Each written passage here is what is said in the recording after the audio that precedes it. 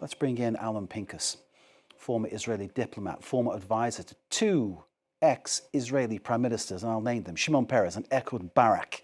Alon writes for The Independent. Alon Pinkas, as always, great to have you on France 24. We appreciate your time and your analysis. I'm going to set you free now to say what you think and what you feel about the situation. I mean, clearly we've had strong words in the Knesset, which perhaps some would say there were some areas which really Trump didn't deal with. And then you go to Sharm el-Sheikh, and again, there's a lot of willingness, it seems, from the international community to help.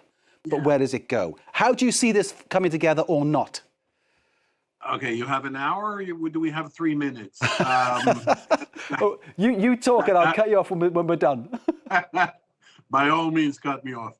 Look, the speech at the Knesset was Trump being Trump, sitting on his laurels, collecting the sycophancy, collecting the compliments, winning the praises of a government and a Knesset that by a majority of which do not like this deal.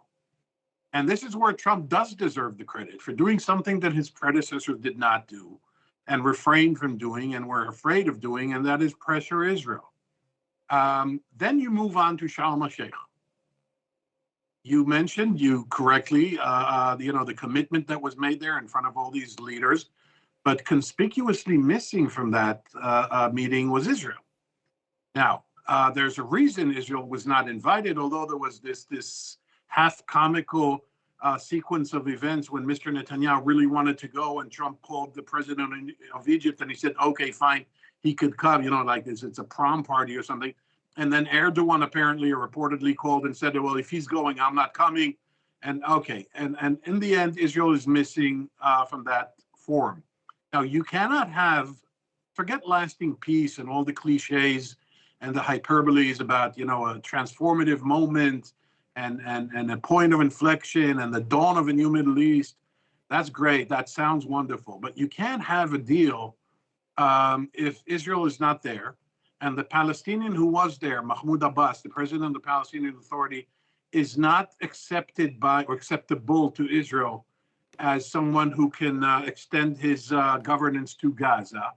And so while everyone is rightly happy today because of the release of the hostages, and on the other side, the release of Palestinian prisoners, I fear that the next stages are intractable. They are too ambiguous.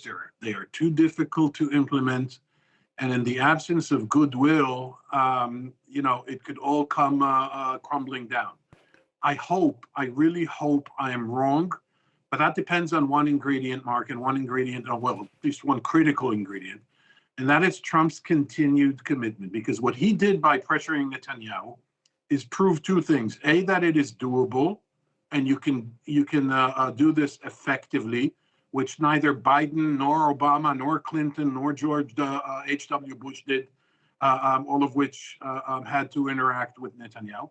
And the second thing that he did was he forced Netanyahu into doing something that he didn't want to do, which means, and he was hinting to that effect in Sharm el-Sheikh, whatever it is that the Middle East has in store in terms of the Israelis and Palestinians, it will probably need to be done under a different government in Israel.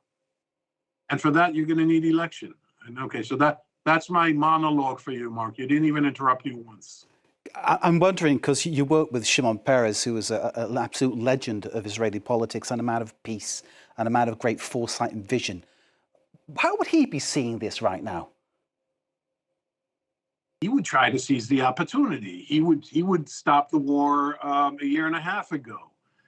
He would take the Biden plan of late 2023, the Biden plan of mid 2024, and most certainly he would embrace and endorse the Trump plan. By the way, so would Ehud Barak, and so would Ehud Olmert, and so would Ariel Sharon. The only intransigent actor here who wanted to prolong the war and will try, don't have any doubts about this. He will try and subvert this and undermine this is Mr. Netanyahu.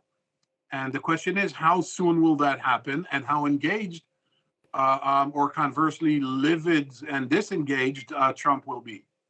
Was it interesting for you when Trump made a point of being nice to Yair Lapid, the opposition leader, in the Knesset, when he spoke to him and said, "You're a good guy," and then he turned to Netanyahu and said, "Look, your opposition guy, he's actually quite a nice guy. Be nicer to him." He was nicer to him than he is to Democrats on Capitol Hill. What can I say? You know, it's good. It's good that he kept the decorum. But to be honest with you, Mark, and this deserves a different conversation, there is no real opposition in Israel. The only opposition that exists is the public, and the public has been demonstrating against Mr. Netanyahu for 3 years. 1 year against his constitutional coup, and 2 years, 1 year on the war, and 1 year on the hostage release. Had it not been for Trump, by the way, this is why he was received the way he was received in Israel. Had it not been for Trump, we wouldn't have this agreement, and the hostages would not be hugging on their families in those wonderful and you know, and tear-eyed moments. And so that he was nice to Yair Lapid, yeah, that's, you know, the decorum is always nice. I don't think he knows who Lapid is. Alon Pinkas, we need to leave it there. I know we could talk a lot longer, and certainly I'd like to hear more about your time with Shimon Peres sometime, sir, because that must have been a fascinating moment to live with. But Alon Pinkas, former Israeli diplomat, former advisor to the two Israeli prime ministers, Shimon Peres and Ehud Barak, and they're writing for The Independent. Thanks as always for joining us here in France 24, sir. We appreciate your time. Thank you. Thank you, Mark.